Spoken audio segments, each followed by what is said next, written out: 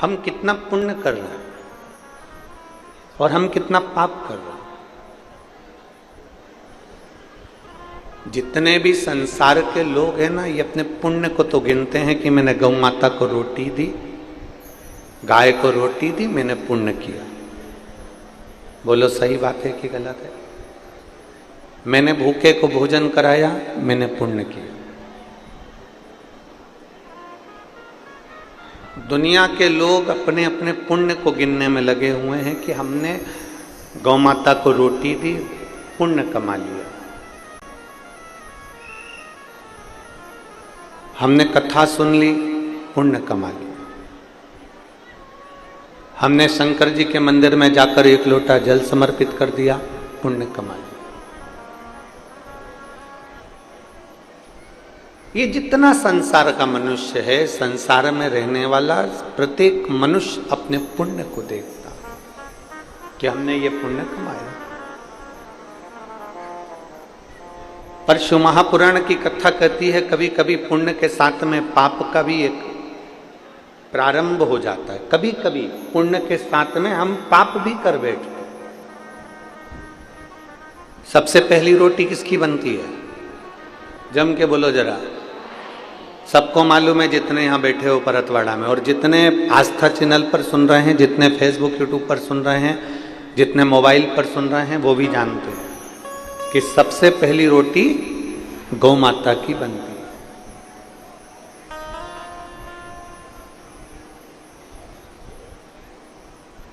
झूठ मत बोलना, थोड़ा सा सत्य बोलना। सबसे पहली रोटी गौ माता की बनती है, पर सबसे आखिरी में गौ माता के मुंह में जाती है।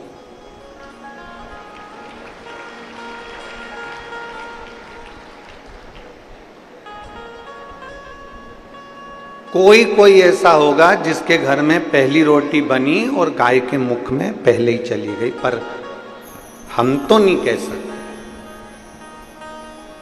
बोलो री जीजियों, परतवाड़ा की सत्य है कि गलत है? और मेरा विश्वास करता है एक भी जीजी मेरी झूठ बोलने वाली नहीं है, वो सत्य ही बोलेगी कि पहली रोटी गाय की बनती है, पर महाराज जी वो रोटी सबसे पहले गाय के मुख में नहीं जाती है, डब्बे पर रखी रहती है। फिर धीरे धीरे घर का पूरा फैलारा उड़ जाता है, सब खाना खाकर चले जाते हैं, भोजन करके चले जाते हैं। तब दोपहर में या शाम के 3-4 बजे जब गाय आती है, तब वो रोटी उसके मुख में जाती है। बनी कब थी? सबसे पहले। गई कब?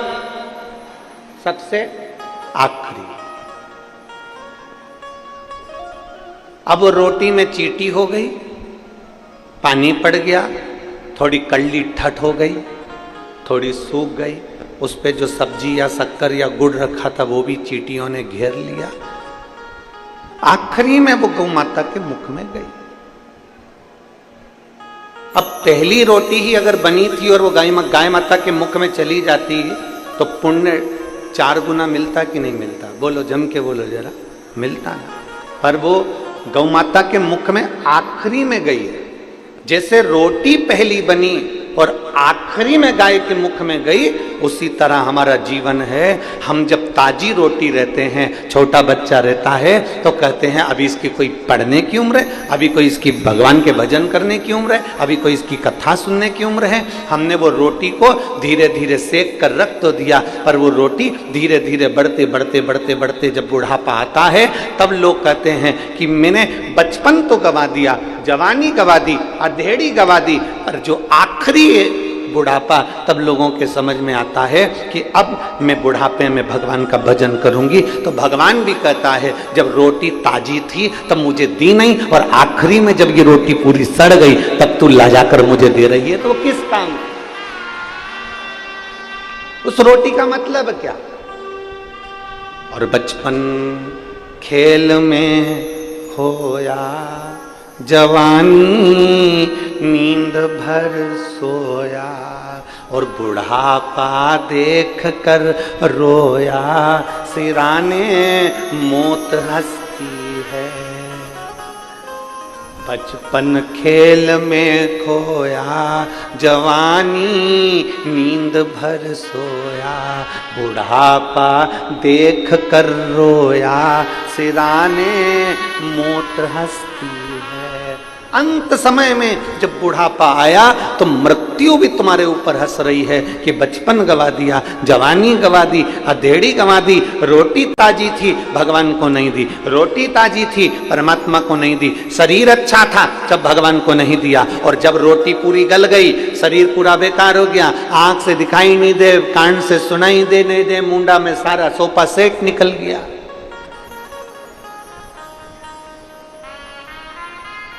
32 सोफा सेट थे, एक भी नहीं बचा, सारा निकल गया। किसी किसी ने तो नकली साजड़ का लगवा रखा है, किसी किसी का सोफा सेट तो फ्रीज में कटोरी में रखा रहता है। एक बार किसी का सोफा सेट, बच्चे लोग जो झोली लेकर आते हैं, उसमें किसी का दान में आ गया था।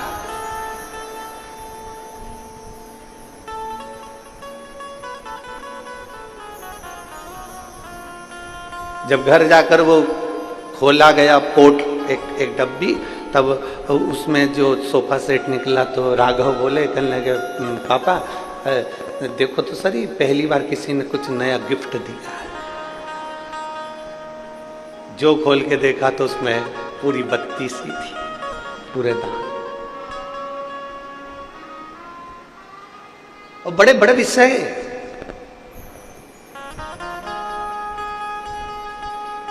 चाबी की याद आती है ताला खोलते समय। बोलो बोलो जम के, सही बात है। चाबी की याद कब आती है? ताला खोलते समय। चश्मे की याद आती है अखबार खाते समय, और भगवान की याद आती है मरते समय।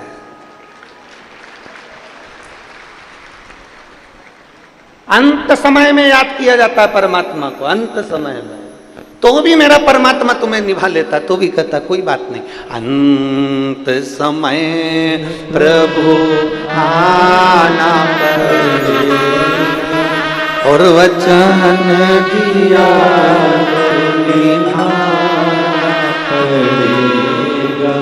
आए ना आए प्रभु कुटुंब कबीला, अंत समय प्रभु आना पड़ेगा, वचन दिया तो निभाना पड़ेगा। अंत समय में उस परमात्मा की याद आ रही, अंत समय, और तो भी निभा रहा। किसी ने गौ माता से पूछा, गौ माता एक बात बताओ, सबसे पहली रोटी घर में बनती है और सबसे आखिरी में तुम्हें मिलती है, तुम दुआ देती हो कि बद्दुआ देती हो?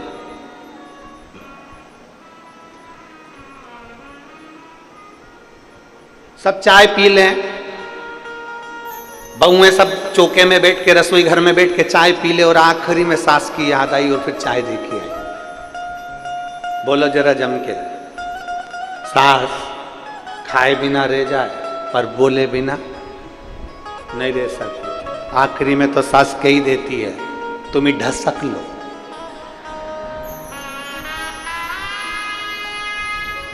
तुम ही चर लो, तुम ही खा लो।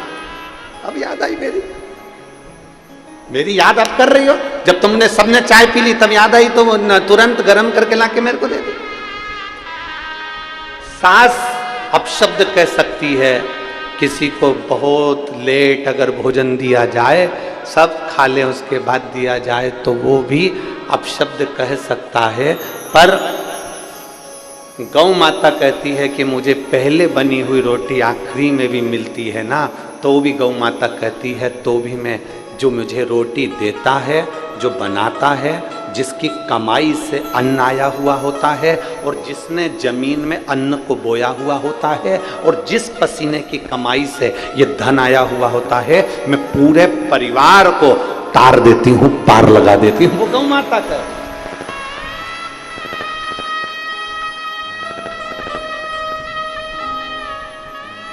वो गौ माता।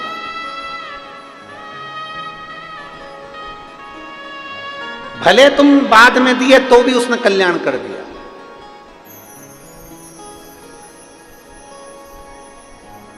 कल हमसे किसी ने एक प्रश्न किया था कि गुरुजी आजकल लोग नकली का दिखावा बहुत करते हैं, मस्तक पे चंदन लगा लेंगे, बाल बढ़ा लेंगे, त्रिपुंडा लगा लेंगे, गले में रुद्राक्ष पहन लेंगे और कितना कितना भस्मी रमा लें और कितना दिखावा करते हैं आज के ज़माने में। आप कुछ कहते नहीं हो? हमने कहा क्या कहें, शिव महापुराण की कथा तो यहाँ तक तुलसीदास जी कहते हैं कि तुलसी झूठे भगत को, तुलसी झूठे भगत को मान रखत भगवान।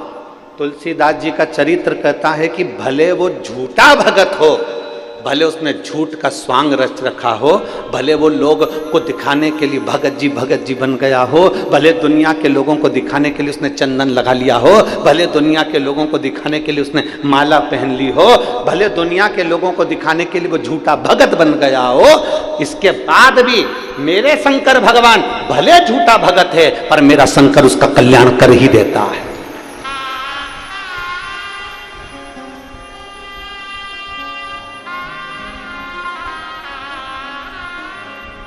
तुम सच में भगवान की भक्ति करो चाहे झूठ में करो।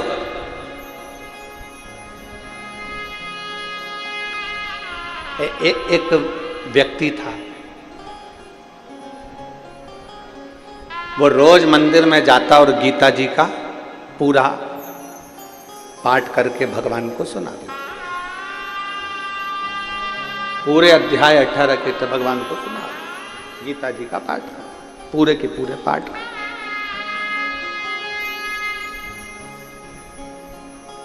अब जो गीता जी थी वो पूरी संस्कृत में थी और वो जो व्यक्ति था उसको संस्कृत आती ही नहीं थी, तो बस वो तो जो उसमें मिल जाता वो उसको पाठ पढ़ देता और सुना देता। भगवान को पाठ करके सुनाता।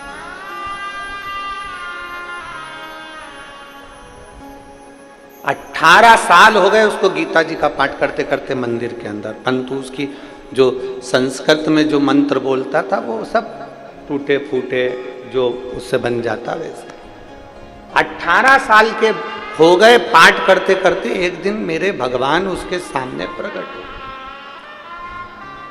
और मेरे द्वारिकानाथ, मेरे कृष्ण, मेरे कन्हैया, मेरे द्वारकाधीश, मेरे गोवर्धन नाथ, मेरे श्री जी बाबा, मेरे ठाकुर जी, मेरे लाडले, मेरे गोपाला, मेरे कृष्ण उसके सामने प्रकट हो गए। और प्रकट होते से नारायण ने कहा, क्या मूर्खता कर रहा है?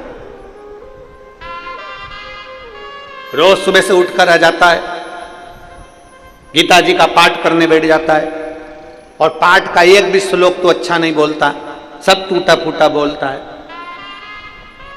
बंद कर। इतने में तो वो व्यक्ति उठा और खूब जोर जोर से नाचने लगा। अब भगवान ने पूछा, क्यों रे, मैं तुझे डांट रहा हूं और तू नाच रहा? मैं तुझे डांट रहा हूं और तू नाच रहा है, क्यों? वो व्यक्ति बोला, मैं तो हमेशा समझता था कि पत्थर की मूर्ति सुनती नहीं है, मैं अगर आड़ा टेढ़ा भी बोलूंगा तो मूर्ति क्या सुनेगी, पर आज मुझे खुशी इस बात की हो रही है, कम से कम तुम ध्यान लगाकर मेरी गीता जी सुनते तो हो।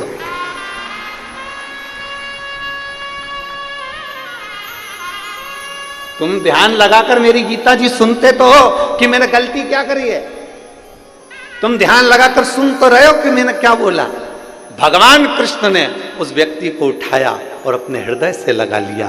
कृष्ण कहते हैं, कोई झूठ से जपे चाहे सत्य से जपे, मेरा नाम जपने वाला एक दिन पार उतर ही जाता है।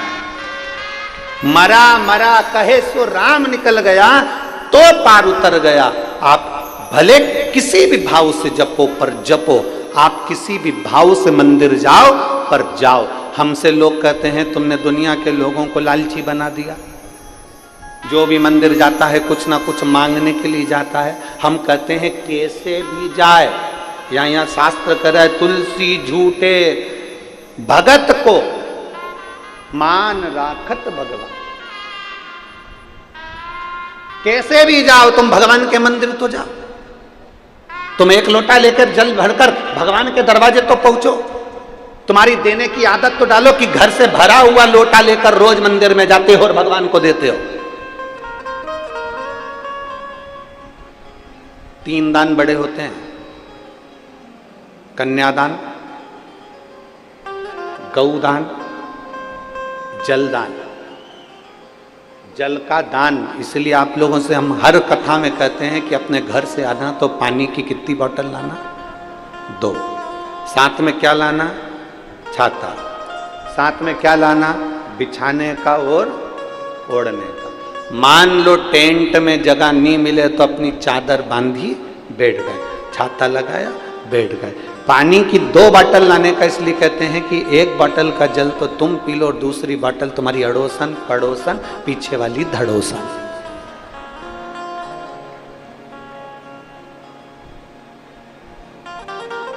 कौन कौन जम के बोलो, अड़ोसन पड़ोसन पीछे वाली धड़ोसन। इनको वो पानी अगर प्यास लगे तो अपने घर से जो जल भर के लाए हो वो इनको दो।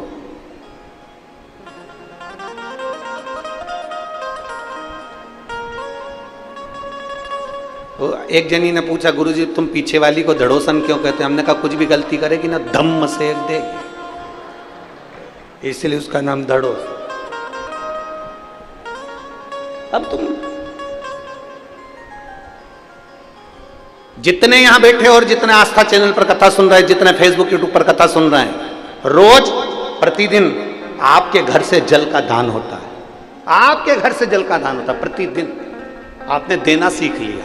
1 लोटा जल भरते हो और 1 लोटा जल भरकर तुरंत शिव जी के मंदिर में जाकर समर्पित करते हो। तुमने देना सीख लिया। और जिसने संसार में देना सीख लिया, मेरे भोलेनाथ भी फिर उसको देना चालू कर देते हैं, फिर उसको रोकते नहीं।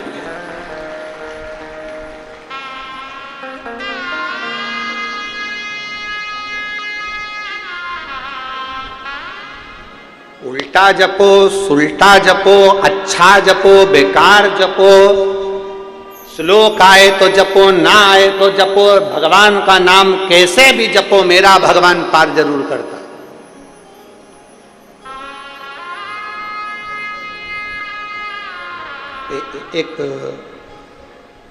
एक व्यक्ति शहर में ठाकुर जी का भगवान का दर्शन करने के लिए गया। भगवान के दर्शन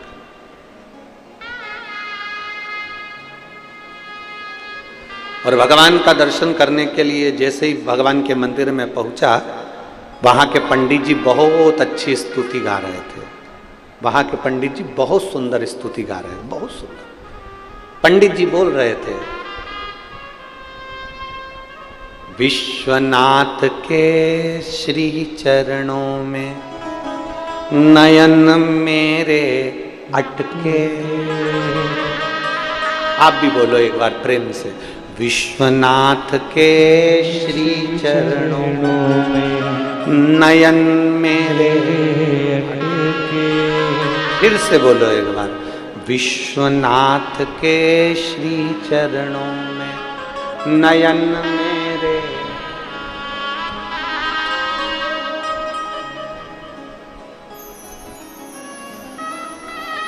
फिर से बोलो, विश्वनाथ के चरण कमल में नयन मेरे। विश्वनाथ के चरण कमल में नयन मेरे। उसने सुना, बड़ा अच्छा लगा, याद करके गांव में पहुंच गया। और जैसे ही अपने गांव में पहुंचा तो सारे गांव वालों से कहा, आज मैं लोटा भर के जल चढ़ाने जाऊंगा, ऐसी स्तुति सीख के आया हूं, सबको सुनाऊंगा। सब याद कर लेना हो। और जैसे ही लोटा भर के जल चढ़ा रहा था, सबको सुना सुना कर गा रहा था, विश्वनाथ के नयन कमल में चरण मेरे अटके। अब बोलना क्या था, विश्वनाथ के चरण कमल में नयन मेरे अटके। अब बोल क्या रहा है, विश्वनाथ के नयन कमल में चरण मेरे अटके। अब वो जल चढ़ाता जाए और सबको सुनाता जाए, विश्वनाथ के नयन कमल में चरण मेरे। बस 3-4 बार वो बोला, और जैसे उसने 3 बार ताली बजे वो बोला बम बम बोले, जैसे ही बोला तो मैंने भोले सामने खड़े हो गए, शंकर भगवान सामने। ये घबरा के पीछे भाग गया, तुम कौन? शंकर भगवान बोले मैं भोलेनाथ। इतने दिन से तो कभी नहीं आए। भगवान भोलेनाथ जी बोले इतने दिन से मेरे नयन में चरण भी नहीं अटके थे, पहली बार अटके इसलिए मैं भी आया। भक्त बोला मैंने गलती कर दी।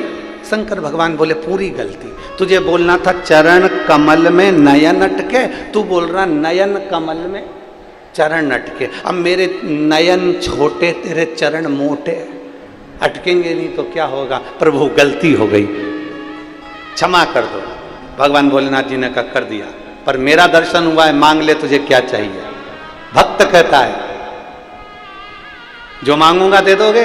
भोलेनाथ जी कहने लगे बड़ा प्रसन्न हूं, मांग ले तुझे क्या चाहिए।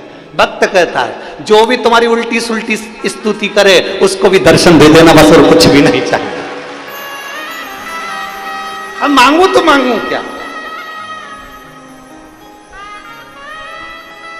तेरे दरबार से बाबा, क्या मांगा जाए उसकी चौखट पे जाकर? क्या मांगे? बस इतना मांग ले कि तेरा दीदार होता है।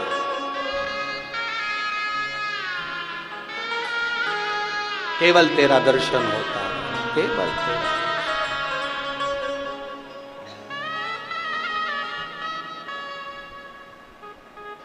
अच्छा बोल रहे हो, स्तुति कर रहे हो, ठीक है। मंत्र आया ठीक, नहीं आया ठीक, नाम तो भोलेनाथ जी का ले रहे हो। शिव की स्तुति में आप जैसा भजना चाहो वैसा मिल जाए। शंकर भगवान को आडंबर पसंद नहीं है। तुम्हारे दुनिया के लोग कितना भी आडंबर कर लें, 4 घंटे तक खूब जो आडंबर करना करो। एक साधारण सा भगत आता है, 1 लोटा जल लाता है, शिव जी को चढ़ाता है, बेलपत्री धोता है, वही बेलपत्री शिव जी को चढ़ा देता है, मंदिर की सफाई कर देता है, मंदिर का श्रृंगार कर देता है, उन्हीं चढ़े हुए फूल से ही भगवान को वापिस सजा देता है। वो अपने साथ फूल भी नहीं लाया, जो थे उसी को उठा लिया और वापिस भगवान का श्रृंगार कर दिया। इतने में तो भी मेरा शंकर प्रसन्न है। एक पत्र है,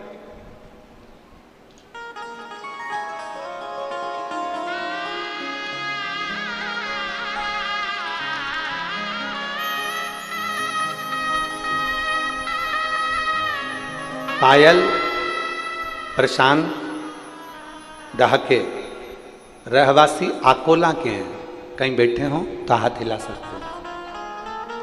अगर कहीं बैठे हो, आप ही हैं। बच्चा आया है क्या साथ में? आया है, ले आओ, ले आओ। पायल प्रशांत डहाके रहवासी आकोला के हैं। मेरी शादी को 12 साल हो गए थे, मुझे संतान का कोई सुख नहीं था। जिन डॉक्टरों को दिखाने के लिए जाते थे वो डॉक्टर कहते थे कि तुम्हारे यहाँ संतान का सुख नहीं है। बहुत इलाज करवाया, आखिरी में इलाज करवा करवा कर थक गए तो परिवार वाले भी अपशब्द कहने लगे। कोई कुछ कहता था, कोई कुछ कहता था। एक बार केवल मोबाइल पर कथा सुनते सुनते आपके आंकड़े की जड़ का बांधने का प्रयोग मैंने करा। गुरुजी, दुनिया के लोग आपको ताना भी देते हैं, गाली भी देते हैं, अपशब्द भी कहते हैं, आड़े टेढ़ा भी बोलते हैं, पर सत्य बताएं ना गुरुजी, शिव महापुराण की कथा कोई साधारण नहीं है। हम आपके मुख से श्रवण करते हैं, ऐसा लगता है शंकर हमको कथा सुना रहा है और हम उसको सुन रहे हैं। गुरुदेव, सफेद आंकड़े की जड़ का प्रयोग मात्र 5 मिनट का श्रवण करा और वो उपाय मैंने करा। आकोला में आपकी कथा थी, आप कहते हो कि पंडाल में बैठकर कथा सुनना चाहिए। मैंने पंडाल में बैठकर कथा सुनी और बाबा ने ऐसी कृपा करी गुरुदेव, जिन डॉक्टरों ने मना कर दिया था कि तेरे यहाँ संतान नहीं होगी, 12 वर्ष तक हमने हर डॉक्टर का इलाज करवाया, कोई ऐसा शहर नहीं छोड़ा जहाँ इलाज ना करवाया। बाबा की कृपा से, शंकर भगवान की दया से मेरे यहाँ पर बाबा की कृपा से संतान की प्राप्ति हुई और मेरे घर में भगवान भोलेनाथ ने उनके जैसा ही बेटा दे दिया। मैं बाबा को धन्यवाद देने के लिए आई हूँ। हमने हमारे बेटे का नाम गुरुदेव शिव रखा है। मैं आपको प्रणाम करती हूँ और बाबा से बस एक बेलपत्र की चाह करती हूँ। श्री शिवाय। शिव तत्व की प्राप्ति ओ घड़ी।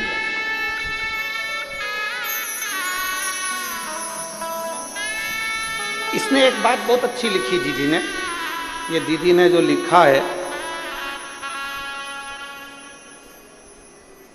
इन्होंने लिखा ना मुझे यज्ञ आता है, ना मुझे अनुष्ठान आता है, ना मुझे तप आता है, ना मुझे साधना आती है, ना मुझे व्रत आता है। मैं तो केवल इतना जानती हूं कि मुझे श्री शिवाय नमस्तुभ्यम आता है, उतना ही काफी। आप पंचाक्षर मंत्र जप लो नमः शिवाय, आप षडाक्षर मंत्र जप लो ओम नमः शिवाय, आप श्री शिवाय नमस्तुभ्यम जप लो, उतना ही काफी। बधाई हो।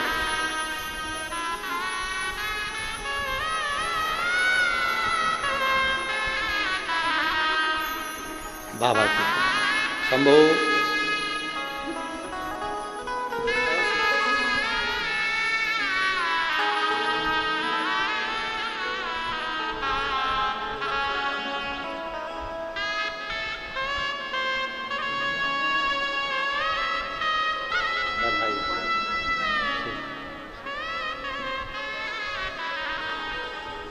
शिव तत्व की प्राप्ति। और जब तक शंकर कृपा, आपको कोई साधना की बहुत देर तक नेत्र बंद कर बैठ गए, जप रहे हो, साधना कर रहे हैं, बहुत घंटों तक बैठे हुए हैं और मन स्थिर नहीं है, भोलेनाथ नहीं मिल सकते। शिव महापुराण की कथा तो केवल इतना कहती है कि एक लोटा जल भी चढ़ाओ ना तो तुम्हारे मन को, जब तक जल चढ़े तब तक तुम्हारा चित्त मेरे बाबा में होना चाहिए, उतनी देर का जप भी तुमको पार कर सकता है। एक क्षण का जप भी तुम्हें, एक पत्र है,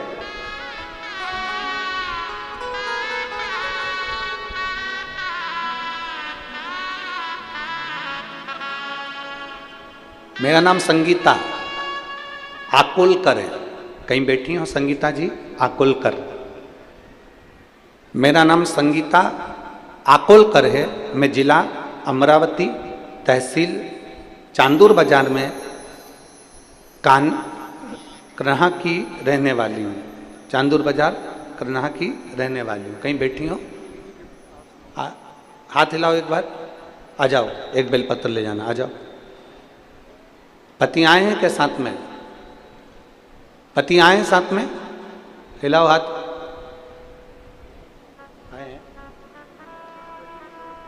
ठीक है। मैं जिला अमरावती, तहसील चांदूर बाजार की रहने वाली हूं। मेरा नाम संगीता आकुलकर है। एक लोटे जल का मैं क्या वर्णन करूं गुरुदेव। मेरे पति की अचानक तबीयत खराब हो गई और हमने नागपुर के डॉक्टरों को दिखाया। पत्र को आप एलईडीओं पर पढ़ सकते हैं। नागपुर के डॉक्टरों को दिखाया, उन्होंने जांच की और उसमें ब्रोन कैंसर बताया। जब ब्रोन कैंसर बताया, सुनने के बाद हम पाँव के नीचे से जमीन खसक गई गुरुदेव। और मेरे जमाई, हमने बहुत से डॉक्टरों को दिखाया। सब डॉक्टरों ने 2 महीने की गारंटी बताई, क्योंकि कैंसर पूरे शरीर में फैल चुका था। ब्रोन कैंसर था, पूरे शरीर में फैल चुका था। एक डॉक्टर के पास कीमो चालू किया और फिर एक दिन टीवी पर आपकी कथा चल रही थी। हमने कथा सुनी। आपने उस कथा में कहा था कि शंकर को चढ़ाया गया जल और एक रुद्राक्ष का जल शंकर को जो समर्पित करते हैं, उसका पानी पीने पर रोग से निवारण होता है। शंकर जी पे चढ़ी हुई बेलपत्र नंदी के पास बैठकर कुंदकेश्वर महादेव का नाम लेकर खाने से रोग का निवारण होता है। पहले विश्वास नहीं हुआ, मेरे दामाद को भी विश्वास नहीं हुआ, क्या ऐसा हो सकता है? पर हमने तुरंत केवल एक कीमो लिया, उसके बाद कीमो ना लेकर हम सीधे घर आ गए और हमने शंकर भगवान पे चढ़ी हुई बेलपत्र और शंकर जी पे चढ़े हुए जल को पीना प्रारंभ करा। रुद्राक्ष मंगवाया, उस रुद्राक्ष के जल को पीना प्रारंभ करा। और गुरुदेव, मैं बाबा को आज धन्यवाद देने के लिए आई हूं कि हमने जब दूसरी बार जांच कराई तो कैंसर पूरी तरह से ठीक हो गया था। मैं बाबा को नमन करने के लिए, मैं शिव को नमन करने के लिए आई हूं। एक लाइन बहुत अच्छी लिखी है, आप भी साथ में गुनगुनाएंगे। अकाल मृत्यु वो मरे जो काम करे चंडाल का, और काल उसका क्या बिगाड़े जो भक्त हो महाकाल। जो शिव की आराधना कर रहा हो,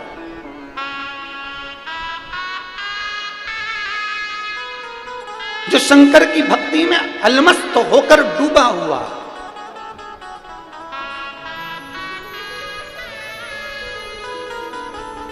एक लोटा जल आप जब देवाधिदेव महादेव को चढ़ाओ तो तुम्हारी चित्त और वृत्ति दोनों शिव में होना चाहिए।